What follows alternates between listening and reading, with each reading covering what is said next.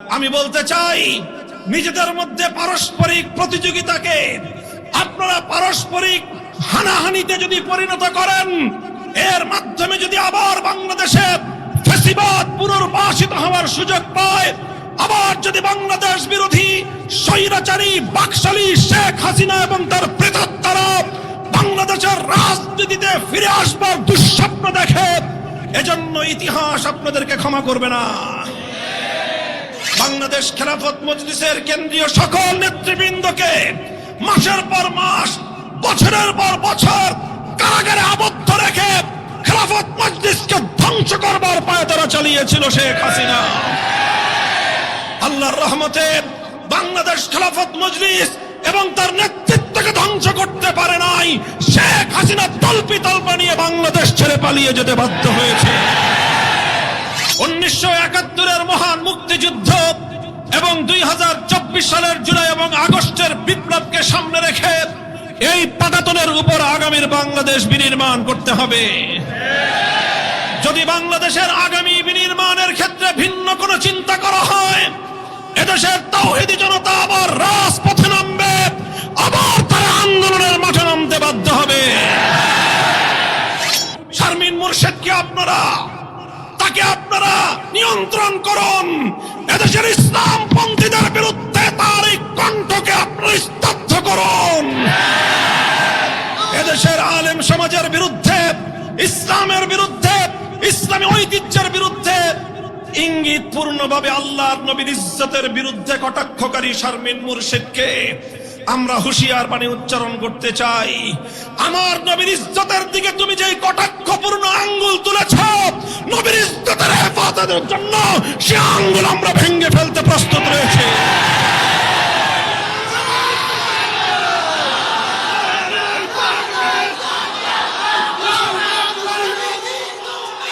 আসসালামু আলাইকুম ওয়া রাহমাতুল্লাহ। আলহামদুলিল্লাহি রাব্বিল আলামিন, والصلاة والسلام على سيد الأنبياء والمرسلين وعلى آله وأصحابه ومن تبعهم أجمعين. أعوذ بالله من الشيطان الرجيم. بسم الله الرحمن الرحيم. ولا تحسبن الله غافلا عما يعمل الظالمون. صدق الله العظيم.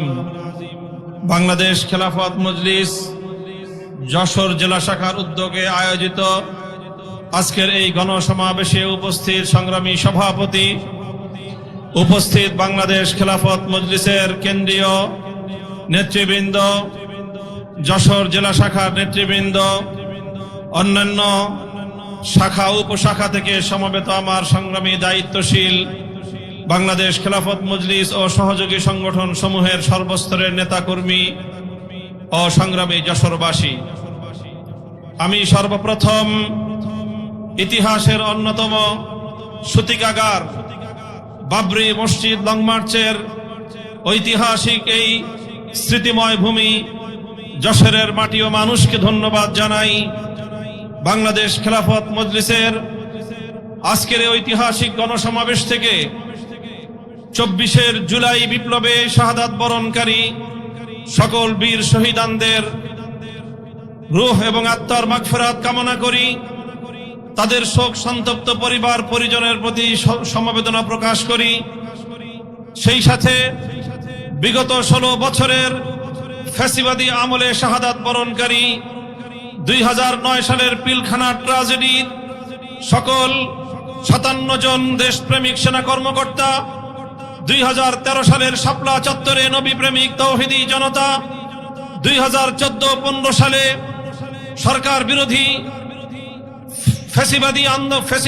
ফ্যাসিবাদ বিরোধী আন্দোলনে শাহাদাত বরণকারী বিরোধী দলের নেতাকর্মী, 2021 সালে বাংলাদেশের স্বাধীনতার সুবর্ণ জয়ন্তী উদযাপনকালে বাংলাদেশ বিরোধী ভারতের বিতর্কিত প্রধানমন্ত্রী নরেন্দ্র মোদীর আগমনের প্রতিবাদকারী হেফাজতে ইসলামের শাহাদাত বরণকারী নেতাকর্মীদেরকে, আর সর্বশেষ 2024 সালের হাজার হাজার বাংলার দামাল সন্তানদেরকে, যাদের রক্তের স্রোতের উপর ভেসে বাংলাদেশ 2024 সালের 36 জুলাই নতুন করে স্বাধীনতা অর্জন করেছে। সংগ্রামী সাথী ও বন্ধুগণ, জুলাই বিপ্লবের আজ 1 বছর পূর্তি হতে চলেছে। রক্ত ঝরা জুলাই আবার বাংলার মাটিতে ফিরে এসেছে, অথচ আজও পর্যন্ত জুলাই ঘোষণাপত্র জাতির সামনে ঘোষিত হয়নি। আমি মনে করি অন্তর্বর্তীকালীন সরকার এবং বাংলাদেশের প্রধান রাজনৈতিক দলগুলোর জন্য এটি অত্যন্ত একটি অবমাননাকর লাঞ্ছনার বিষয়। এর দায় এবং এই ব্যর্থতা বর্তমান সরকারের। এই জুলাই মাস শেষ হওয়ার আগে জুলাই ঘোষণা জাতির সামনে ঘোষিত হতে হবে এবং সেই জুলাই ঘোষণার মধ্য দিয়ে আগামীর বাংলাদেশের রূপরেখা প্রণয়ন করতে হবে। সংগ্রামী সাথী ও বন্ধুগণ, আমরা মনে করি, বাংলাদেশ খেলাফত মজলিস মনে করে, আগামীর বাংলাদেশ গঠনের পিছনে 1947 সালের দেশ বিভাগ, 1971-এর মহান মুক্তিযুদ্ধ এবং 2024 সালের জুলাই এবং আগস্টের বিপ্লবকে সামনে রেখে এই পাটাতনের উপর আগামীর বাংলাদেশ বিনির্মাণ করতে হবে। যদি বাংলাদেশের আগামী বিনির্মাণের ক্ষেত্রে ভিন্ন কোনো চিন্তা করা হয়, এদেশের তাওহীদি জনতা আবার রাজপথে নামবে, আবার তারা আন্দোলনের মাঠে নামতে বাধ্য হবে। সংগ্রামী সাথী ও বন্ধুগণ, আমি আজ বাংলাদেশ খেলাফত মজলিসের এই গণসমাবেশ থেকে বাংলাদেশ খেলাফত মজলিস প্রতিষ্ঠার 3 যুগের মাথায় এসে স্মরণ করতে চাই। বিগত দিনে বাংলাদেশ খেলাফত মজলিস দেশ, জাতি এবং উম্মার স্বার্থ রক্ষায় যে সকল ত্যাগ, অবদান এবং ভূমিকা পালন করেছে, আমরা দেখেছি 1989 সালের 8ই ডিসেম্বর বাংলাদেশ খেলাফত মজলিস প্রতিষ্ঠার পরেই 1991 সালে বাংলাদেশ খেলাফত মজলিস এবং তার কর্ণধার, তার পুরোধা ব্যক্তিত্ব শাইখুল হাদিস আল্লামা আজিজুল হকের নেতৃত্বে বাংলাদেশের ইতিহাসে ইসলামপন্থীদের সর্ববৃহৎ রাজনৈতিক মোর্চা ইসলামী ঐক্যজোট গঠিত হয়েছিল। ইসলামী ঐক্যজোট বাংলাদেশ খেলাফত মজলিসের অন্যতম অবদান। 1992 সালের 6ই ডিসেম্বর যখন উগ্রবাদী ভারতীয় হিন্দুত্ববাদীরা মুসলমানদের প্রাণের বাবরি মসজিদকে শহীদ করে দিয়েছিল, বাংলাদেশ খেলাফত মজলিসের নেতৃত্বে শাইখুল হাদিস আল্লামা আজিজুল হকের অবিসংবাদিত নেতৃত্বে বাংলার মাটি থেকে অযোধ্যা অভিমুখে বাবরি মসজিদ নির্মাণের লক্ষ্যে বিশ্বকাপানো লং মার্চ পরিচালিত হয়েছিল। আমরা লক্ষ্য করেছি 1996 সালে বাংলাদেশে একটি নির্দলীয় নিরপেক্ষ তত্ত্বাবধায়ক সরকার প্রতিষ্ঠার জন্য বাংলাদেশ খেলাফত মজলিস একদলীয় নির্বাচনকে প্রতিহত করবার জন্য শাইখুল হাদিসের নেতৃত্বে অনবদ্য ভূমিকা পালন করেছে। 1996 সালে ক্ষমতায় আসার পর সেই সময়ের ভারতীয় তাবেদার আওয়ামী লীগ সরকার একের পর এক দেশ বিরোধী যখন চুক্তি এবং সিদ্ধান্তগুলো পালন করছিল, শান্তি চুক্তির মাধ্যমে বাংলাদেশের 1/10 পার্বত্য অঞ্চল বাংলাদেশের স্বাধীনতাকে বিপন্ন করে তুলেছিল। সেই পার্বত্য শান্তি চুক্তির নামে বাংলাদেশের স্বাধীনতা, বাংলাদেশের স্বার্থ পরিপন্থী সেই শান্তি চুক্তির বিরুদ্ধে বাংলাদেশ খেলাফত মজলিসের আমির শাইখুল হাদিস আল্লামা আজিজুল হক পার্বত্য চট্টগ্রাম অভিমুখে ঐতিহাসিক লং মার্চের ভূমিকা পালন করেছিলেন। ঠিক তেমনি ভাবে বসনিয়া হার্জেগোভিনাতে যখন সার্বিয়ানদের বর্বর নির্যাতন নেমে এসেছিল, শাইখুল হাদিসের নেতৃত্বে গোটা বাংলাদেশ থেকে মুজাহিদ সংগ্রহের অভিযান পালন করার মধ্য দিয়ে সেই বসনিয়ার নির্যাতিত মজলুম মুসলমানদের সাহায্যার্থে বাংলার এই প্রান্ত থেকে মুজাহিদ প্রেরণের কর্মসূচি তিনি ঘোষণা করেছিলেন। ঠিক তেমনি ভাবে যখন ভারত একতরফা ভাবে বাংলাদেশের সকল নদীর পানিগুলোকে প্রত্যাহার করে নেওয়ার স্বৈরাচারী মানবতা বিরোধী একটার পর একটা ভূমিকা পালন করে আসছিল, টিপাই মুখ অভিমুখে লং মার্চ করে বাংলাদেশের স্বার্থ রক্ষার ঐতিহাসিক ভূমিকা পালন করেছে বাংলাদেশ খেলাফত মজলিস। 2006 সালে বাংলাদেশের কওমি মাদ্রাসার রাষ্ট্রীয় সনদের স্বীকৃতির জন্য অশীতিপর শাইখুল হাদিস আল্লামা আজিজুল হক দিনের পর দিন রাজপথে অনশন করে অবস্থান করে বাংলাদেশের ধর্মীয় জনতার প্রাণের দাবি কওমি সনদের রাষ্ট্রীয় স্বীকৃতি বাস্তবায়নে অনবদ্য ভূমিকা পালন করেছেন। ইতিহাস বলে দেশ, জাতি এবং মিল্লাতের স্বার্থে বাংলাদেশ খেলাফত মজলিস সব সময় অগ্রণী ভূমিকা পালন করেছে। 2013 সালে শাপলা চত্বরে শাহাদাতের সেই রক্ত বিধৌত সেই মসনদ তৈরি করবার ক্ষেত্রেও বাংলাদেশ খেলাফত মজলিসের নেতৃবৃন্দের ঐতিহাসিক ভূমিকা পালিত হয়েছে। 2013 সালের শাপলা চত্বরের মর্মন্তুদ রক্তস্নাত ঘটনার পর বাংলাদেশ খেলাফত মজলিসের নেতৃবৃন্দ কারাবরণ করেছে। 2021 সালে মোদী বিরোধী আন্দোলনে নেতৃত্বের ক্ষেত্রে অনন্য ভূমিকা পালন করেছে বাংলাদেশ খেলাফত মজলিস। অতঃপর 2021 সালে সেই বাংলাদেশের ইতিহাসের জঘন্যতম ফ্যাসিবাদী স্বৈরাচারী জালিম শেখ হাসিনা সরকারের সবচেয়ে বেশি রোষানলে পড়েছে বাংলাদেশ খেলাফত মজলিস। বাংলাদেশ খেলাফত মজলিসের কেন্দ্রীয় সকল নেতৃবৃন্দকে মাসের পর মাস, বছরের পর বছর কারাগারে আবদ্ধ রেখে খেলাফত মজলিসকে ধ্বংস করবার পায়তারা চালিয়েছিল শেখ হাসিনা। আল্লাহর রহমতে বাংলাদেশ খেলাফত মজলিস এবং তার নেতৃত্বকে ধ্বংস করতে পারে নাই। শেখ হাসিনা তল্পা নিয়ে বাংলাদেশ ছেড়ে পালিয়ে যেতে বাধ্য হয়েছে। ইতিহাসের সকল যুগ সন্ধিক্ষণে ঐতিহাসিক ভূমিকা পালনকারী বাংলাদেশ খেলাফত মজলিস 2024 সালের জুলাই এবং আগস্ট বিপ্লবে খেলাফত মজলিস, যুব মজলিস, খেলাফত ছাত্র মজলিসের সন্তানেরা টেকনাফ থেকে তেঁতুলিয়ায় ইস্পাত কঠিন তারা লড়াই চালিয়েছে, যুদ্ধ করেছে, রক্ত দিয়েছে, স্বৈরাচারীর সামনে মাথা নোয়ায়নি। সংগ্রামী সাথী ও বন্ধুগণ, জুলাই বিপ্লব সাধিত হওয়ার পরে 8ই আগস্ট থেকে যখন অন্তর্বর্তীকালীন সরকার প্রতিষ্ঠিত হয়েছে, বাংলাদেশ খেলাফত মজলিস অব্যাহতভাবে তাদেরকে সহযোগিতা করে আসছে। কিন্তু অন্তর্বর্তীকালীন সরকারের প্রতিটি অন্যায় এবং অবৈধ দেশ এবং দেশের স্বার্থ বিরোধী, জনগণের স্বার্থ বিরোধী প্রতিটি কার্যকলাপের তীব্র প্রতিবাদ বাংলাদেশ খেলাফত মজলিস জানিয়েছে। আজ বাংলাদেশ খেলাফত মজলিসের এই মঞ্চ থেকে অন্তর্বর্তীকালীন সরকারের প্রতি স্পষ্ট বার্তা দিয়ে দিতে চাই, আমরা জুলাই বিপ্লবের অন্যতম স্টেক হোল্ডার, আমরা বাংলাদেশের নতুন বাংলাদেশ বিনির্মাণের অন্যতম দাবিদার। তাই অন্তর্বর্তীকালীন সরকারকে আমরা সহযোগিতা করছি, অন্তর্বর্তীকালীন সরকারকে সহযোগিতা করব। কিন্তু দেশ বিরোধী, ইসলাম বিরোধী কোন পদক্ষেপ গ্রহণ করতে চাইলে অন্তর্বর্তীকালীন সরকারের বিরুদ্ধে মাঠে নামতে এতটুকু দ্বিধা আমরা করব না। আমরা পরিষ্কার ভাষায় বলি, শারমিন মুর্শেদকে তাকে আপনারা নিয়ন্ত্রণ করুন। এদেশের ইসলামপন্থীদের বিরুদ্ধে তার এই কণ্ঠকে আপনারা স্তব্ধ করুন।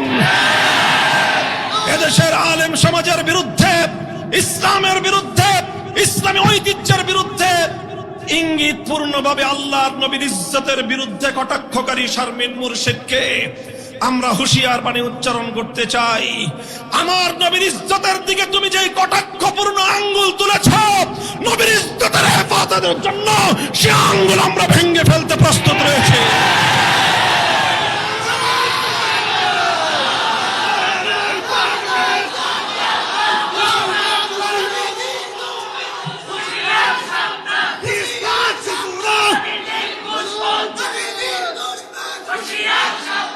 সংগ্রামী সাথী ও বন্ধুগণ, বাংলাদেশ খেলাফত মজলিস তার ঐতিহ্যের ধারা অনুযায়ী জুলাই বিপ্লবের পর থেকে আমরা প্রতিটি মঞ্চে বলে আসছি, আমরা জুলাই এবং আগস্ট বিপ্লবের অংশীজনদেরকে আগামী দিনে ঐক্যবদ্ধ দেখতে চাই। ফ্যাসিবাদ বিরোধী রাজপথের ঐক্যকে আমরা যে কোনো মূল্যে অটুট এবং অবিচ্ছিন্ন রাখতে চাই, অবিচ্ছেদ্য রাখতে চাই। এজন্য আমরা এই জুলাই বিপ্লবের অংশীজন বিগত 16 বছর ফ্যাসিবাদী স্বৈরাচারী শেখ হাসিনার জুলুমের শিকার প্রতিটি রাজনৈতিক পক্ষকে আমরা আরো ধৈর্যের সাথে, সহনশীলতার সাথে পরিস্থিতি মোকাবেলা করবার উদাত্ত আহ্বান জানিয়েছি। আজও আমি সেই আহ্বান জানাই। আমি বলতে চাই, নিজেদের মধ্যে পারস্পরিক প্রতিযোগিতাকে আপনারা পারস্পরিক হানাহানিতে যদি পরিণত করেন, এর মাধ্যমে যদি আবার বাংলাদেশে ফ্যাসিবাদ পুনর্বাসিত হওয়ার সুযোগ পায়, আবার যদি বাংলাদেশ বিরোধী স্বৈরাচারী বাকশালী শেখ হাসিনা এবং তার প্রেতাত্মারা বাংলাদেশের রাজনীতিতে ফিরে আসবার দুঃস্বপ্ন দেখে, এজন্য ইতিহাস আপনাদেরকে ক্ষমা করবে না। আপনারা কারো কারো মাধ্যমে আবার সেই শেখ হাসিনার তার সেই স্বৈরাচারী 1972 থেকে 75 সাল পর্যন্ত বাকশাল কায়েমকারী শেখ মুজিবুর রহমান সাহেবের ও স্বাধীনতা যুদ্ধের অবদানের নামে আবার 72-এর বাকশালী আওয়ামী লীগকে বাংলাদেশে ফিরিয়ে আনবার জন্য যারা ওকালতি করছেন, সাবধান করে দিতে চাই, এই আবু সাইদ মুগ্ধদের বাংলাদেশে আর কোনোদিন সেই দিন ফিরে আসবে না ইনশাআল্লাহ। এজন্য আমি প্রতিযোগী বাংলাদেশের সকল রাজনৈতিক পক্ষগুলোকে উদারতার প্রতি পথ চলার উদাত্ত আহ্বান জানাই। পারস্পরিক প্রতিযোগিতা থাকবে, কিন্তু সেই প্রতিযোগিতা যেন একের প্রতি অন্যের বিদ্বেষ ছড়ানোর হাতিয়ারে পরিণত না হয়।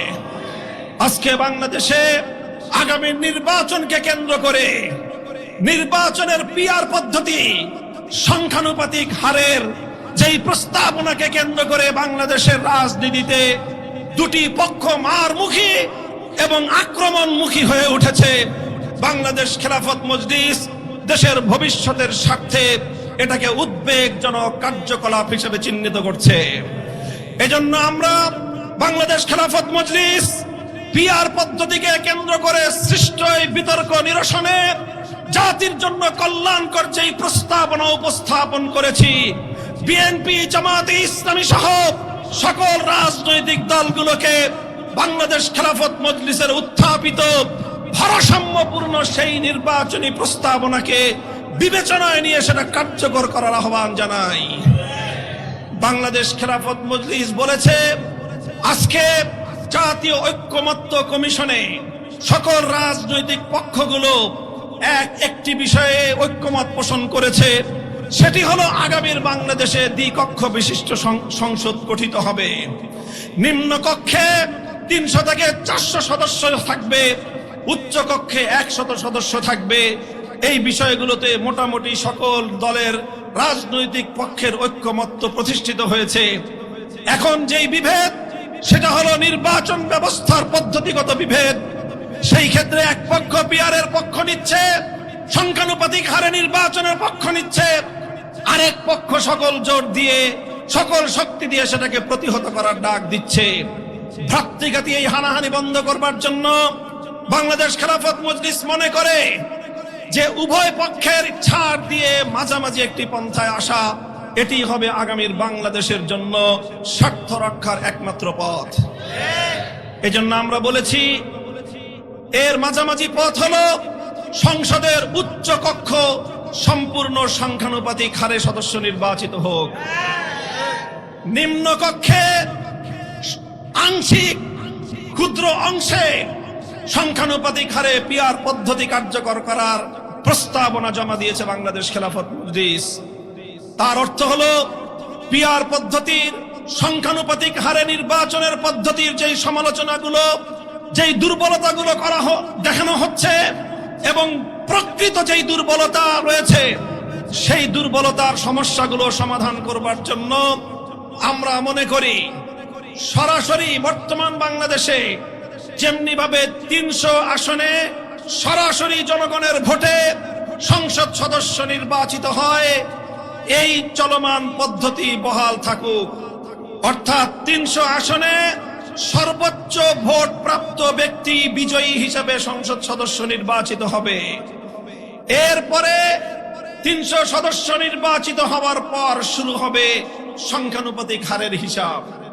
অর্থাৎ অংশগ্রহণকারী প্রতিদ্বন্দ্বী দলগুলোর ভোটের অনুপাত হিসাব করতে হবে। সংখ্যানুপাতিক হারে নির্বাচনে অংশগ্রহণকারী সকল প্রতিযোগী দলগুলো কে কোন দল কত পার্সেন্ট ভোট পেয়েছে সেই ভোটের অনুপাত হিসাব করা হবে।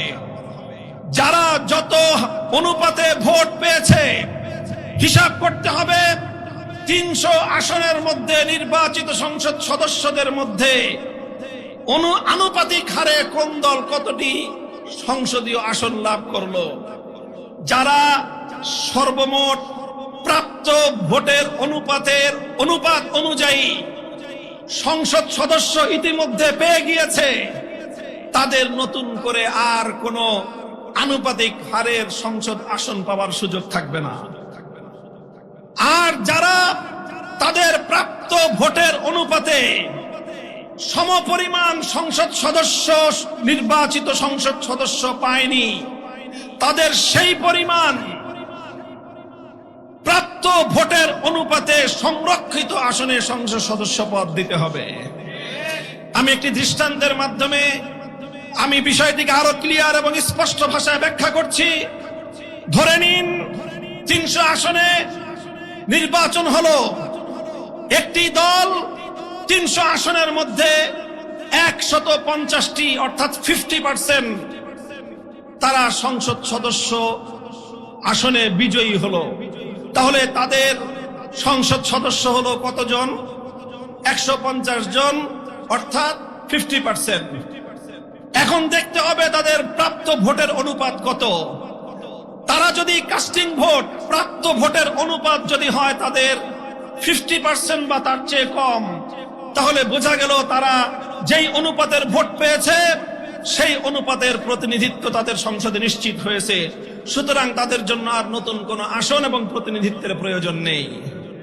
কিন্তু যেই সকল দলগুলো তারা কেউ ভোট পেয়েছে পার্সেন্টেজ, একটা বিশেষ পার্সেন্টের ভোট তারা পেয়েছে, কেউ 20%, কেউ 25% ভোট পেয়েছে, কিন্তু সংসদে 300 আসনের মধ্যে 20% অথবা 25% সংসদ সদস্য পদ তারা পায়নি, তাহলে বোঝা গেল সারা দেশে তাদের প্রাপ্ত ভোটের অনুপাতে সংসদ সদস্যের বা সংসদের প্রতিনিধিত্ব তাদের হয়নি। সুতরাং যেই পরিমাণ সংসদের অনুপাত এই প্রতিনিধিত্ব তাদের অবশিষ্ট রয়েছে, সেই অবশিষ্ট সংসদের প্রতিনিধিত্ব তাদেরকে সংরক্ষিত আসন থেকে প্রদান করার মাধ্যমে তাদের প্রাপ্ত ভোটের প্রতিনিধিত্ব তাদেরকে প্রদান করতে হবে। সুতরাং কেউ যদি 10% ভোট পেয়ে থাকে আর যদি সে 10 জন সংসদ সদস্য নির্বাচিত হয়ে থাকে তাহলে সংখ্যানুপাতিক হারে সে 30টি আসন পাওয়ার কথা, সে পেয়েছে 10টি আসন, তাহলে তাকে আরো 20টি আসনের প্রতিনিধিত্ব তাকে দিতে হবে। তাহলে তার প্রাপ্ত 10% ভোটের পূর্ণাঙ্গ প্রতিনিধিত্ব সংসদে হবে। আর কেউ যদি 30% ভোট পেয়ে থাকে তাহলে তার সংসদে প্রতিনিধিত্ব থাকার কথা 90টি। যদি সে 90টি আসন না পেয়ে থাকে তাহলে তাকে 90টি আসন পূরণ করার জন্য সংরক্ষিত আসন থেকে তাকে সংসদ সদস্য পদ দেওয়া হবে।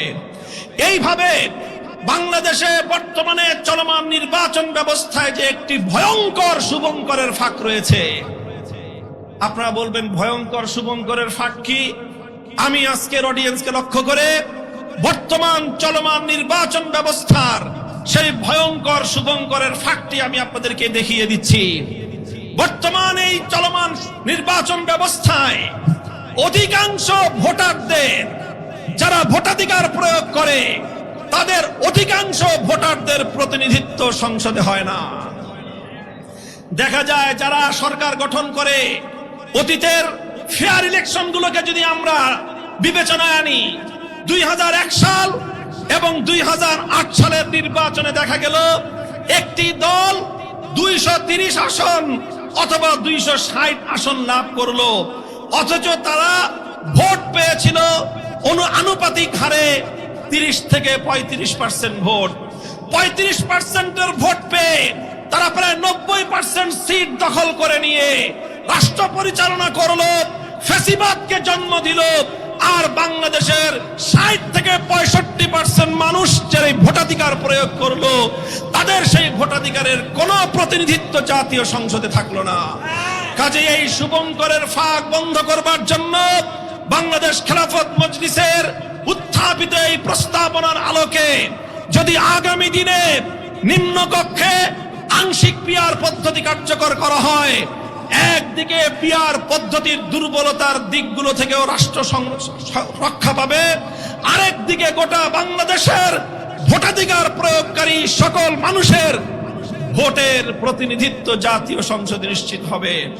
সংগ্রামী সাথী ও বন্ধুগণ, বাংলাদেশ খেলাফত মজলিস মনে করে বিবাদমান পক্ষগুলো একটু একটু ছাড় দিয়ে এই ফর্মুলায় যদি তারা চলে আসে, এই ফর্মুলা যদি তারা গ্রহণ করে, চলমান নির্বাচনকে কেন্দ্র করে বাংলাদেশ যুদ্ধাঙ্গী অবস্থার অবসান ঘটতে পারে। সংগ্রামী সাথী ও বন্ধুগণ, সেই সাথে আমরা বলতে চাই, এই যে সংস্কার কার্যক্রম শুরু হয়েছে, এর অর্থবহ একটা সংস্কার পরিচালনা করা ছাড়া, সংস্কার সাধন করা ছাড়া, নির্বাচন ব্যবস্থায় চলমান দুর্বৃত্তায়নের পথ বন্ধ করা ছাড়া বাংলাদেশে জাতীয় নির্বাচন অনুষ্ঠিত হলে সেটা আবার নতুন করে ফ্যাসিবাদের জন্ম দিবে। এজন্য আমরা নির্বাচন ব্যবস্থার আমূল সংস্কারের দাবি তুলেছি। সেই সঙ্গে আমরা সংবিধানে বাংলাদেশের সৃষ্টির পর থেকে আজ পর্যন্ত এবং বাংলাদেশের সৃষ্টির পেছনের প্রেক্ষাপটকে বিবেচনা করে সংবিধানের মূল নীতিগুলোকে পুনর্বিন্যাস করবার আহ্বান জানিয়েছি। সেই জায়গায় আমরা পরিষ্কার বলেছি, আল্লাহর উপর অবিচল আস্থা এবং বিশ্বাস আবার সংবিধানে ফিরিয়ে আনতে হবে।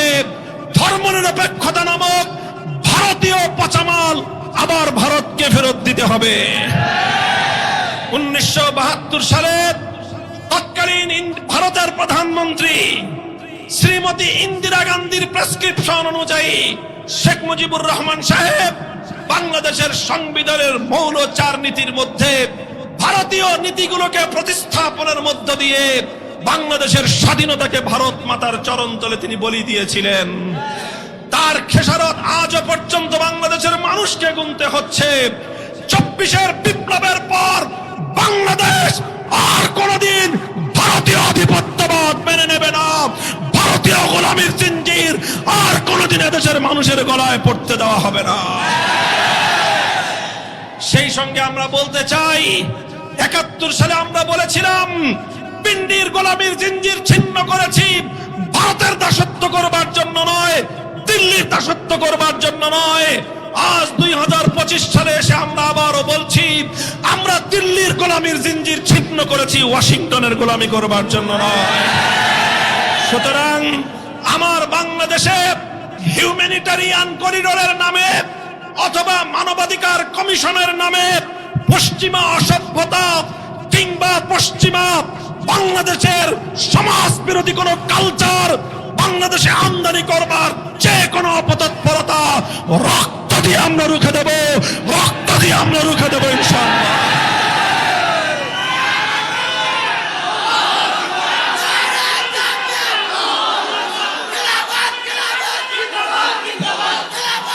সংগ্রামী সাথী ও বন্ধুগণ, আমাদের বক্তব্য পরিষ্কার। দেশ এবং ইসলামের পক্ষে, জাতি এবং স্বাধীনতার পক্ষে বাংলাদেশ খেলাফত মজলিস যেভাবে অতীতের দিনগুলোতে বলিষ্ঠ ভূমিকা পালন করেছে, আগামী দিনেও নতুন বাংলাদেশ বিনির্মাণে বাংলাদেশ খেলাফত মজলিস এবং এদেশের ইসলাম প্রিয় জনতা তারা তাদের অভিষ্ট লক্ষ্য পানে এগিয়ে যাওয়ার জন্য যে কোনো ত্যাগ এবং কোরবানি স্বীকার করতে প্রস্তুত রয়েছে। আরেকটি কথা আমি স্মরণ করিয়ে দিতে চাই, জুলাই বিপ্লবের সৈনিকদেরকে এবং সকল রাজনৈতিক অংশীজনদেরকে আমরা মনে করিয়ে দিতে চাই, 2024-এর বিপ্লবের চূড়ান্ত ক্ষণ 5ই আগস্টের অপরাহ্নের কথা একবার স্মরণ করুন। 2024-এর 5ই আগস্ট দুপুর 2টার সময় যখন বাংলাদেশের মানুষ তাদের সেই কাঙ্ক্ষিত সুসংবাদটি শুনতে পেল, লেডি ফেরাউন বাংলার মানুষের খুনি হত্যাকারী হাজারো মানুষের রক্ত যার হাতে লেগে আছে, সেই কুখ্যাত লেডি জালিম শাহী শেখ হাসিনা বাংলার মাটি থেকে পালিয়ে গিয়েছে, এদেশের মানুষ সেদিন বাদ ভাঙ্গা উল্লাসে ফেটে পড়েছিল। দুপুর 2টো থেকে 3টা পর্যন্ত 1 ঘন্টার 5ই আগস্টের বাংলাদেশকে কল্পনা করুন।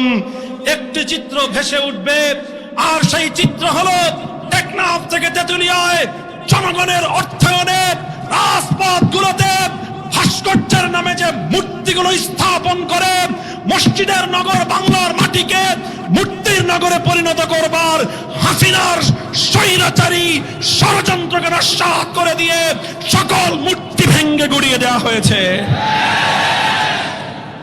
তবে হিন্দুদের কোন মন্দিরের মূর্তির গায়ে ফুলের টোকাও দেওয়া হয় না। এটাই ছিল বিপ্লবের প্রেরণা, এটাই ছিল আগস্ট বিপ্লবের চেতনা। আমরা সেই অসাম্প্রদায়িক চেতনার ভিত্তিতে 1947 সালের চেতনাকে সামনে রেখে 71-এর মুক্তিযুদ্ধের জুলুম এবং বৈষম্যের বিরুদ্ধে লড়াইয়ের প্রেরণাকে সঙ্গে রেখে 24 জুলাই বিপ্লবের সেই চেতনাকে সমুন্নত রেখে আগামীর বাংলাদেশ দেখতে চাই। কাজেই শেখ মুজিবুর রহমানের স্থানে জিয়াউর রহমান অথবা অন্য কারো ভাস্কর্যের নামে মূর্তি স্থাপন করবার কোন পরিকল্পনা যদি করা হয়, আমরা আবার শাপলা চত্বরে যাব, আমরা আবার যুদ্ধে যাব। তাওহীদের এই পবিত্র ভূমিকে আর কোনদিন মূর্তির শহরে, মূর্তির দেশে পরিণত করতে দেওয়া হবে না। সংখ্যালঘু সম্প্রদায় তারা তাদের নিজ নিজ অঙ্গনে সাম্প্রদায়িক অধিকার ভোগ করবে, ধর্মীয় নিরাপত্তা ভোগ করবে। আমরা 1993 সালের 4 জানুয়ারি যশোরের খুলনা বাস স্ট্যান্ড থেকে নিয়ে সেই অযোধ্যামুখী সীমান্ত শহর বেনাপোলের কাছাকাছি ঝিকরগাছা পর্যন্ত 16 মাইল পথের লং মার্চের একজন কর্মী ছিলাম আমি। আমরা দেখেছি লক্ষ লক্ষ জনতার সেই অবিনাশী, অবিনশ্বর এবং দৃষ্টির শেষ সীমা পর্যন্ত বিস্তৃত সেই বিশাল কালেমার পতাকাধারী মিছিল চলছে। রাস্তার দুপাশে অসংখ্য মন্দির, অসংখ্য সিঁদুর পরা নারীরা, হিন্দুরা হেঁটে যাচ্ছে, অসংখ্য ধুতি পরা হিন্দু ভাইয়েরা হেঁটে যাচ্ছে এবং তারা লং মার্চের কাফেলাকে স্বাগত জানিয়েছে। লং মার্চের কাফেলার পক্ষ থেকে তাদেরকে অভিবাদন জানানো হয়েছে। কোন একটি মন্দির অথবা কোন একজন হিন্দু নাগরিকের প্রতি বিন্দুমাত্র কোন আক্রমণাত্মক আচরণ করা হয়নি। এটাই হলো বাংলাদেশের অসাম্প্রদায়িক চেতনা। অসাম্প্রদায়িক চেতনার নামে মসজিদের নগরকে মূর্তির নগরে পরিণত করবার পায়ে তারা বরদাস্ত করা হবে না। সংগ্রামী সাথী ও বন্ধুগণ, তাই আমরা পরিষ্কার ভাষায় বলতে চাই, আমার আখেরি পয়গাম, বাংলাদেশ এবং বাংলাদেশের স্বাধীনতা ইসলাম এক সূত্রে গাঁথা। মুসলিম জাতিসত্তা গঠনের 100 বছরের অভিপ্রায় নিয়েই বাংলাদেশ গঠিত হয়েছিল। সুতরাং বাংলাদেশ মুসলিম জাতিসত্তার সঙ্গে বাংলাদেশের অস্তিত্ব অঙ্গাঙ্গি ভাবে জড়িয়ে আছে। এ কারণে বাংলাদেশে যদি ইসলামের স্বার্থ লঙ্ঘিত হয়, বাংলাদেশের স্বাধীনতা বিপন্ন হয়। কাজেই যারা বাংলাদেশে ইসলাম বিরোধী, তারাই বাংলাদেশের স্বাধীনতার দুশ্মন। হে বাংলাদেশের প্রকৃত স্বাধীনতাকামী জুলাই যোদ্ধারা, আসো ইসলাম পন্থীদের সাথে হাতে হাত রাখো। বাংলার স্বাধীনতা নিয়ে ছিনিমিনি খেলবার দুঃসাহস কারো হবে না ইনশাআল্লাহ। বাংলাদেশ খেলাফত মজলিস এবং তার সহযোগী সকল সংগঠনগুলোর নেতৃবৃন্দের প্রতি আমার উদাত্ত আহ্বান, আজকের এই গণসমাবেশের অভূতপূর্ব সাফল্যের পর পাড়ায় পাড়ায় ছড়িয়ে পড়ুন। গ্রামে গঞ্জে খেলাফতের দাওয়াত নিয়ে আপনারা মানুষের দোরগোড়ায় পৌঁছে যান। মনে রাখবেন, বাংলাদেশের মানুষ যে বৈষম্যহীন সমাজ গড়বার স্বপ্ন দেখেছে, সেটা মানব রচিত তন্ত্রমন্ত্র দিয়ে সম্ভব নয়। আল্লাহর জমিনে সৃষ্টিকর্তা আল্লাহ প্রদত্ত রাজনৈতিক বন্দোবস্তই পারে চূড়ান্ত বৈষম্যহীন ইনসাফপূর্ণ সমাজ ব্যবস্থা উপহার দিতে। আর আল্লাহ প্রদত্ত একমাত্র রাজনৈতিক বন্দোবস্তের নামই হলো খেলাফত ব্যবস্থা। এই জন্য খেলাফতের দাওয়াত ব্যাপক হারে মানুষের কাছে প্রচার করুন। আগামী জাতীয় সংসদ নির্বাচনে বাংলাদেশ খেলাফত মজলিস তার দলীয় প্রতীক রিকশাকে নিয়ে 300 আসনে লড়াই করার প্রস্তুতি গ্রহণ করছে। প্রত্যেকটি আসনে রিকশা প্রতীকে বাংলাদেশ খেলাফত মজলিসের দুর্গ গড়ে তুলতে হবে। মানুষের কাছে দাওয়াত পৌঁছে দিন। আমরা এদেশের মানুষকে সংগঠিত করে চূড়ান্ত বিপ্লবের মাধ্যমে, প্রয়োজনে গণ অভ্যুত্থানের মাধ্যমে ইসলাম ইসলামকে রাষ্ট্র ক্ষমতায় অধিষ্ঠিত করেই ছাড়বো ইনশাআল্লাহ। আল্লাহ পাক রব্বুল আলামিন আমাদেরকে কবুল করুন। বাংলাদেশ খেলাফত মজলিস এবং সকল দেশপ্রেমিক ইসলাম প্রিয় জনতার এই বাঁধ ভাঙ্গা জোয়ার সামনের দিকে এগিয়ে যাক। বাংলাদেশ রক্ষা পাক, বাংলাদেশের ইসলাম এদেশে বিজয়ী আদর্শ রূপে প্রতিষ্ঠিত হোক। নাসরুম মিনাল্লাহি ওয়া ফাতহুন করিব ওয়া আখিরু দাওয়ানা আলহামদুলিল্লাহি রাব্বিল আলামিন। সুবহানাল্লাহি ওয়া বিহামদিহি সুবহানাকাল্লাহুম্মা ওয়া বিহামদিক আশহাদু আল্লা ইলাহা ইল্লা আনতা আস্তাগফিরুকা ওয়া আতুবু ইলাইক।